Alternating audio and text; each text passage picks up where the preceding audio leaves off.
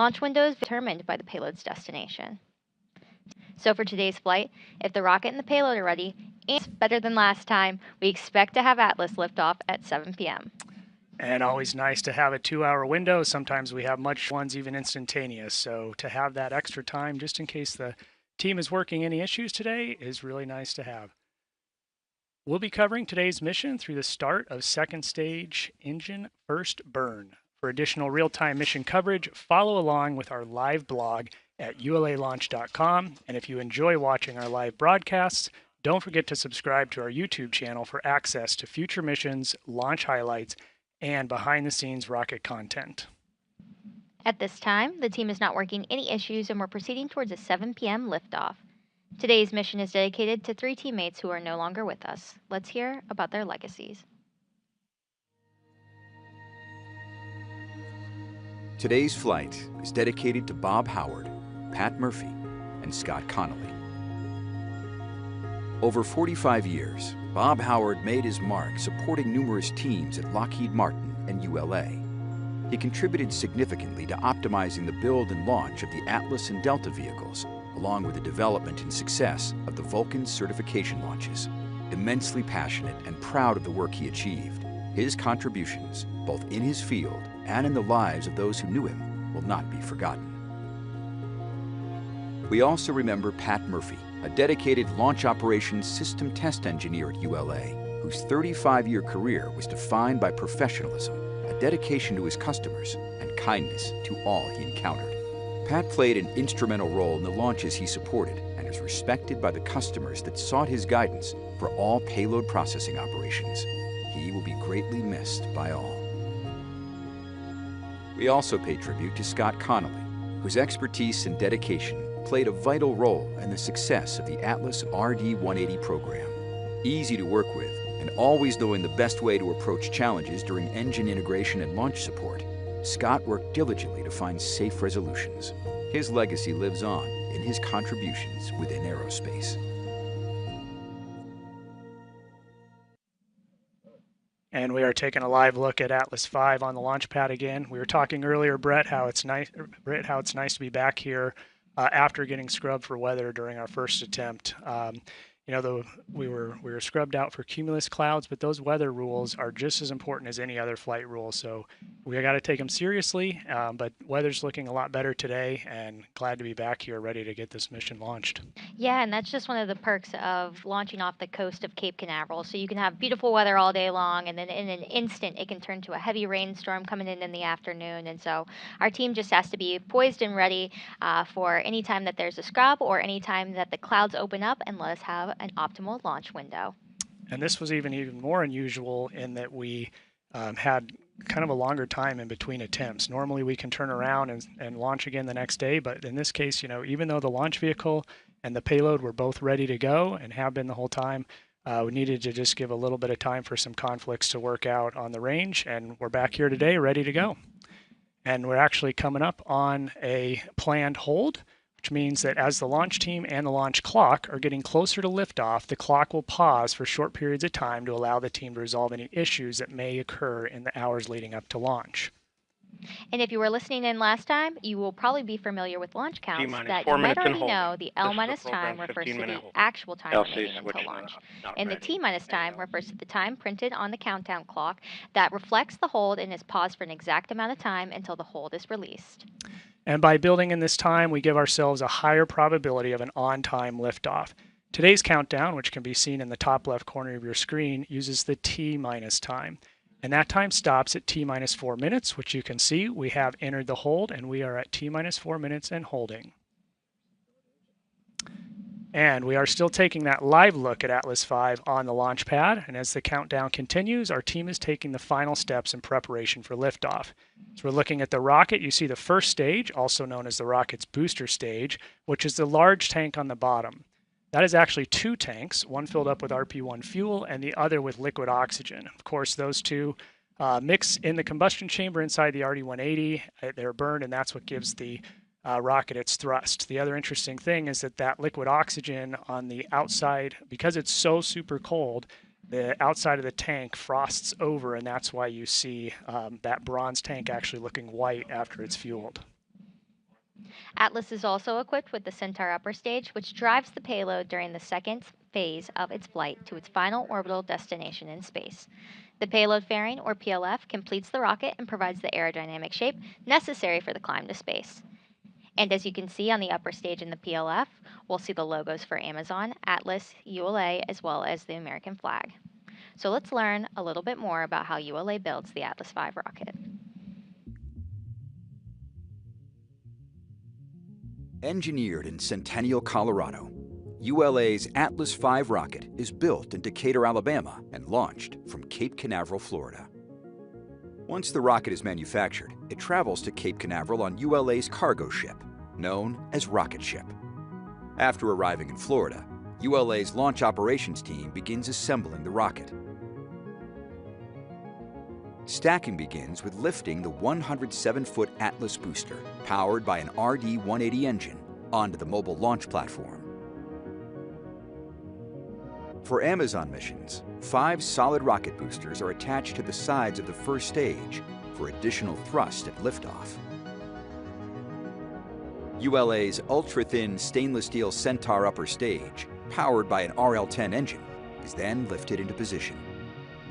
Lastly, the payload fairing, containing the spacecraft, is lifted and mated to the Atlas V rocket. Once assembled, the countdown begins with moving the rocket from the vertical integration facility to the launch pad. The trip to the pad is about 1/3 of a mile. Throughout the 20-minute trip, a payload van leads the move, providing communication with the spacecraft, followed by the ground van providing support to the rocket. The mobile launch platform supplies air conditioning, electrical, and propellant lines to the rocket. Trackmobiles at the rear power the convoy, which includes an environmental control system providing air conditioning to the payload and rocket, as well as a backup generator. Atlas arrives at the pad for fueling and other final preparations, and once fueled, weighs nearly 1.3 million pounds and stands 205 feet tall.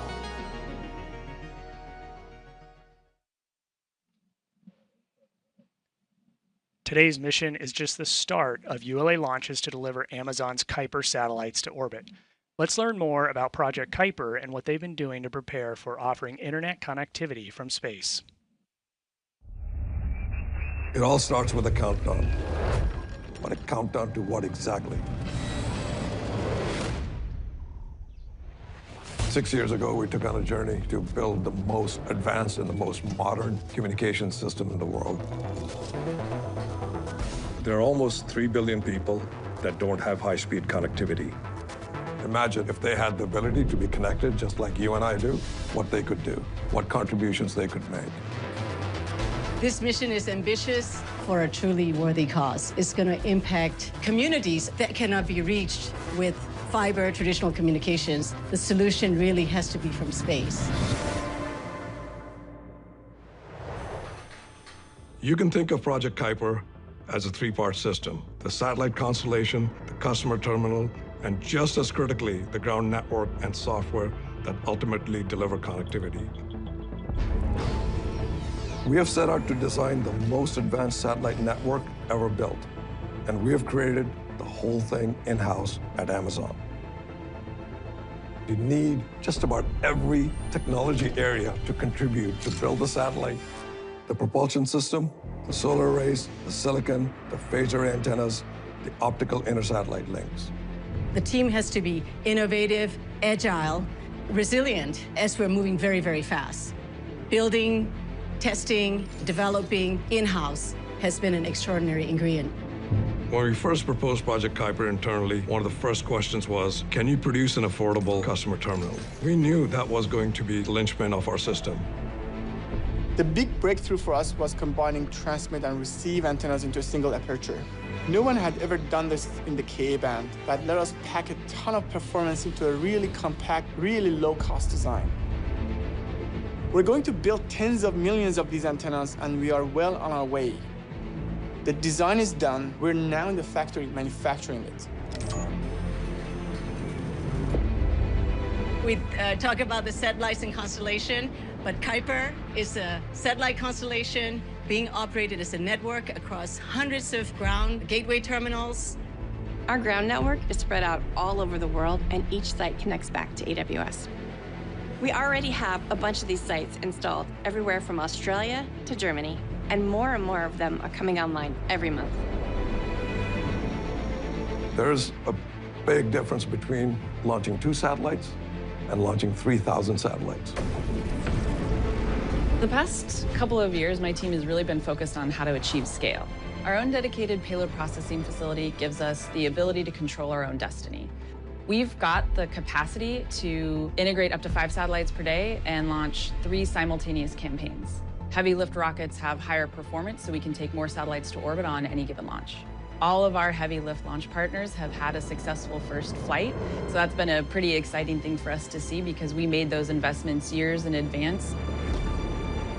All of the pieces have come together to support that first launch, and the next one, and the one after that. It might not all go perfectly, but we have an incredible commitment to this project and an incredible team committed to its mission. All roads lead here, a countdown to launch. And with more than 80 missions planned, we're just getting started.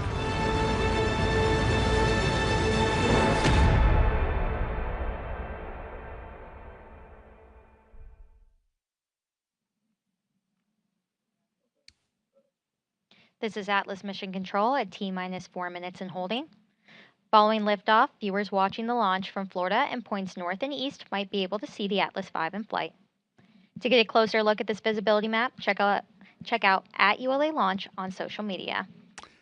Very cool. Of course, everybody thinks of seeing a rocket launch right here close to the pad, but even those all up the east coast of the United States will be able to see that light streak across the sky with an evening launch like we have tonight.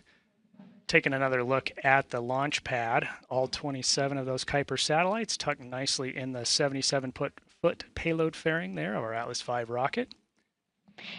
And this Atlas V rocket is actually our 551 configuration, so it's a 5-meter payload fairing with 5 SRBs, and that's going to bring a lot of power and a lot of thrust to the rocket, allowing it to exit Earth's atmosphere and get to our orbital insertion in our low Earth orbit destination. That's right, with all 5 solids and the RD-180, 2.7 million pounds of thrust at liftoff for this largest Atlas V configuration that we fly today, maximizing the payload capacity to get as many satellites on orbit as we can tonight. So pretty excited to see this. As we get closer to the opening of our launch window, let's have a look at the weather forecast the launch team just received from Space Launch Delta 45 Weather Officer Brian Belson. Yes, Brian is not on with us tonight on another assignment, but he did hand us the forecast. We do have a probability of violating launch constraints between 25 and 35%. It actually starts out lower at the beginning of the window, and then at the 20% and increases up to 35% as we make our way through the window. Ground winds are 17 knots out of the east, and temperature is 73 degrees. Primary concern for launch today is cumulus clouds, anvil clouds, and surface electric fields. So we are watching the weather very closely, as we always do.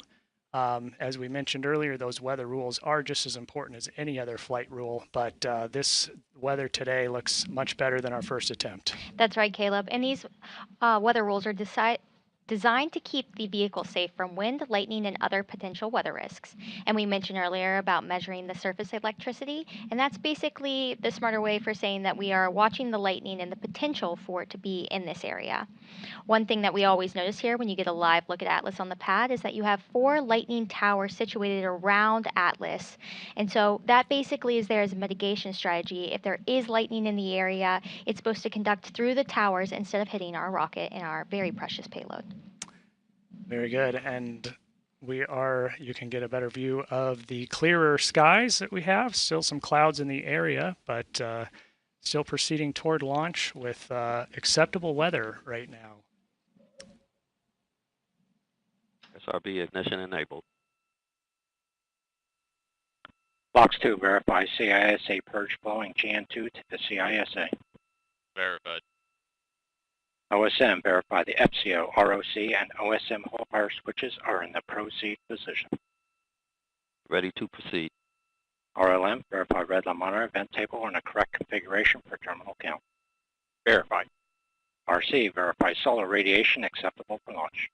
Verified. Launch on time verified. Roger. LC switch to the ready position. All steps are complete prior to the status check. We remain in the planned 15-minute hold as we continue towards liftoff.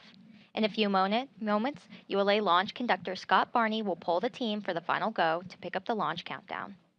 The launch coordinator conducts the launch team during countdown similar to how a symphony conductor is coordinating an orchestra. 28 engineers are polled to confirm the rocket is ready to proceed. This is the final status check for all Atlas vehicle systems, ground systems, and the payload, as well as the U.S. Space Force Eastern Range. Let's listen in as he performs the poll. L-8 minutes.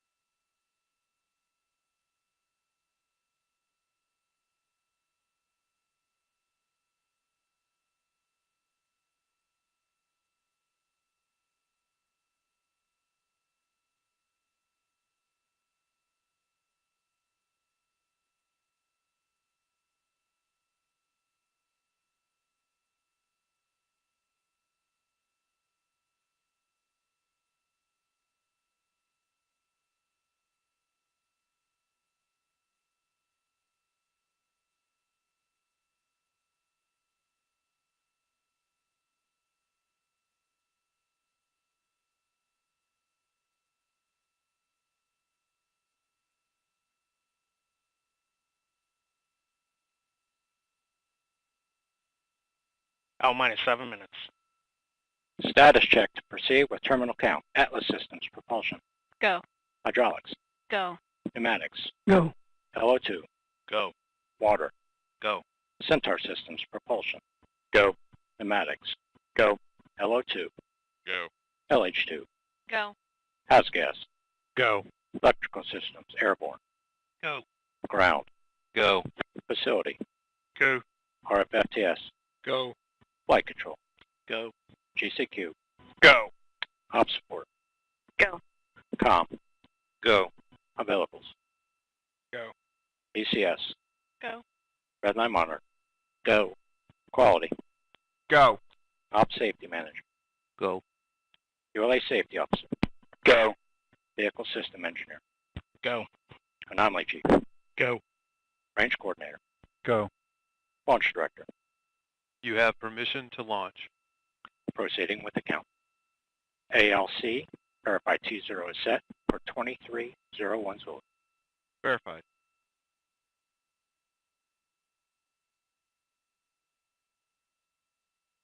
Polling is complete and the team is go for launch. From now until liftoff, launch conductor Scott Barney and the launch team will continue reporting the final steps in today's countdown. This includes verifying propellant levels and pressures in the booster and Centaur fuel tanks, as well as arming the ordnance for ignition, separation, and flight termination systems. At T-minus 1 minute, the range confirms it is in a green condition for launch, assuring there are no nearby constraints like boats, planes, or weather, and that all tracking systems are operational. At T-minus 25 seconds, you'll hear Go Atlas, Go Centaur, Go Kuiper. This is the final status check for the rocket and the payload. To dampen the acoustic shock at liftoff, at T-minus 6 seconds, the launch pad's water deluge system activates, followed a few seconds later by the RD-180 booster engine ignition. Then, after seeing Atlas lift off, you'll hear flight commentator Sarah Bailey Glasgow providing the updates as the rocket ascends.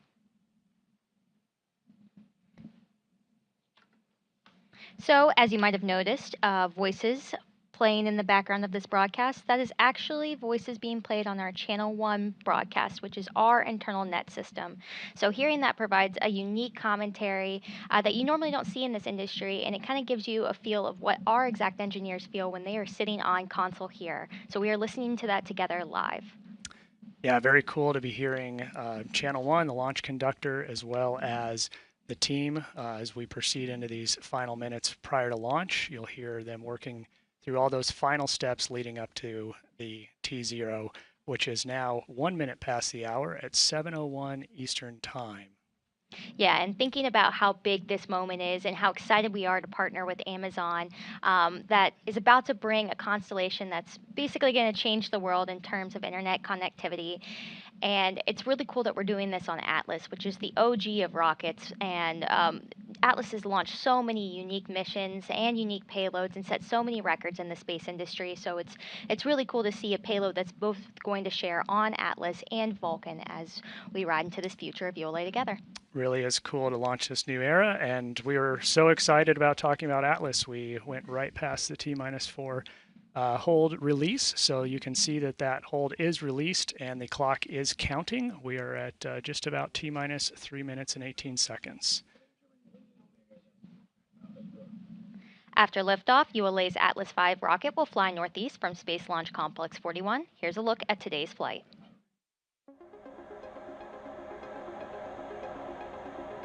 Following final confirmation of rocket readiness, the RD-180 engine and 5 GEM 63 solid rocket boosters ignite to produce more than 2 million pounds of thrust, lifting ULA's Atlas V rocket away from the pad. Shortly after liftoff, the rocket begins a pitchover to attain the proper flight path while minimizing the dynamic pressure it experiences during flight. Atlas then reaches Mach 1, the speed of sound. The addition of 5 solid rocket boosters, or SRBs, precisely augment the liftoff thrust of the Atlas V, giving it the power to deliver the payload to orbit. With their propellant expired approximately 96 seconds into ascent, the SRBs burn out, followed by jettison. Atlas's guidance system then begins steering towards the precise target in space. Amazon's Kuiper satellites are encapsulated inside a 5-meter diameter payload fairing, which provides protection to the spacecraft during ascent. After crossing the Kármán line, entering space, the payload fairing is jettisoned. With the majority of propellant expended fighting against the force of gravity, the RD-180 engine shuts down and the booster stage separates. The rocket then begins second stage flight, weighing less than 7% of what it did at liftoff. ULA's high-performance Centaur, with its RL-10 engine, ignites, powering the upper stage and spacecraft into a circular low Earth orbit. The first burn comes to an end with engine shutdown, followed by Centaur orienting into the proper position to release Amazon's Project Kuiper satellites to begin building their low Earth orbit satellite broadband network. For those of you just joining us, I'm Caleb Weiss here with Britt Porcelli for today's live coverage of ULA's Atlas V launch of Amazon's Project Kuiper satellites. At this time, the team is not working any issues, and we're proceeding towards our liftoff at 7:01 p.m. Eastern. Range green. And we just came inside of T-minus 1 minute.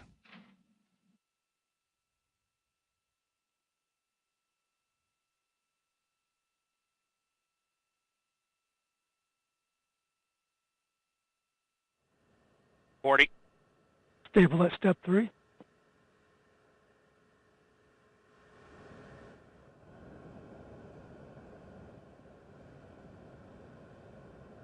$28. Verify ECS reduced for launch. Verified. Status check. Go Atlas. Go Centaur. Go KA-01.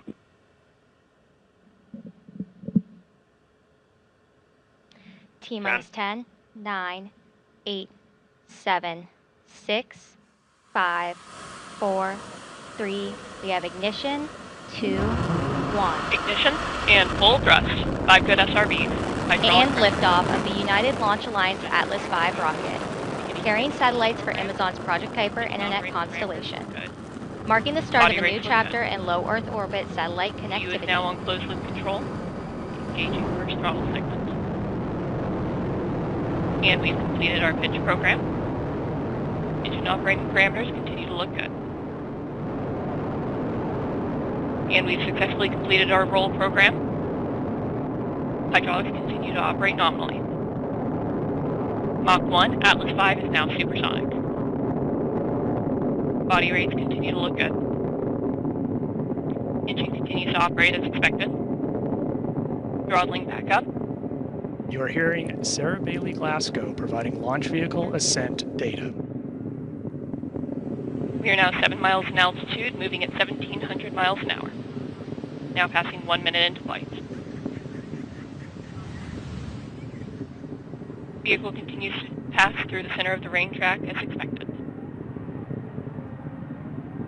SRBs continue to operate nominally.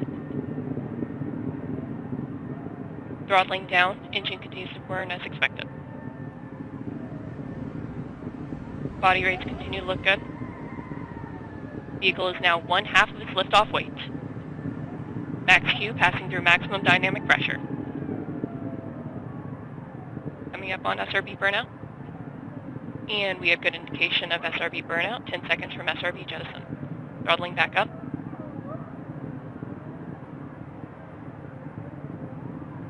And we have good indication of jettison of all 5 SRBs. Engine continues to burn normally. We are now 32 miles in altitude, moving at 4,000 miles an hour. We just heard confirmation of the solid rocket booster jettison. These additional motors augmented the thrust at liftoff to give Atlas rocket an extra boost to reach its circular low Earth orbit destination. These SRBs are called GEM 63s, which stand for graphite epoxy motor, and are 63 inches in diameter. The most obvious difference you'll see between Atlas and Vulcan SRBs is the nose cone shape. Vulcan has a conical nose cone, whereas Atlas has a duckbill or ogive shape. We're coming up here on our next mission event, jettison of the payload fairing. Let's listen in to Sarah. Continues to move down the center of the range track and is moving at 5,300 miles an hour.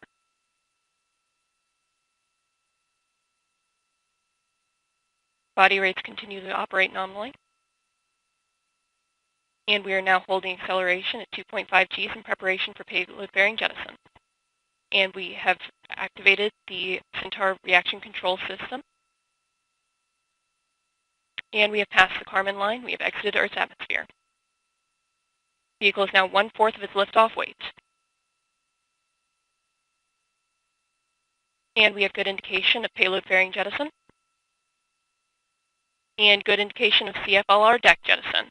Engine continues to operate as expected. Flight commentator Sarah Bailey Glasgow just called out confirmation of payload fairing jettison. The composite fairing protects the spacecraft as it pushes through the harshest parts of the atmosphere. Next, we'll hear callouts for cutoff of the Atlas first stage engine and separation of the booster stage, followed by ignition of ULA Centaur's second stage.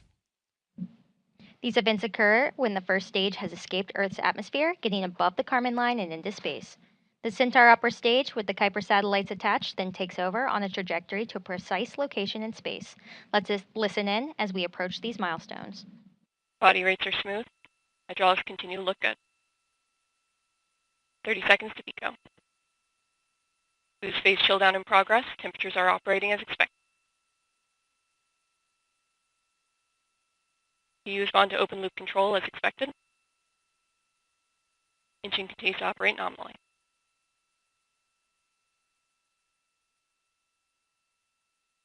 And we've completed boost phase chill down as expected.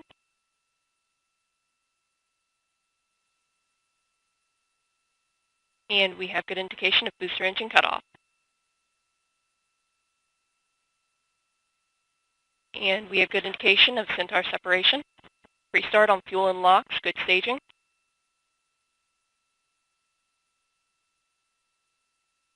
Ignition and full thrust. Arlington is running nominally. Steering has been enabled as expected. Engines are continuing to operate as expected.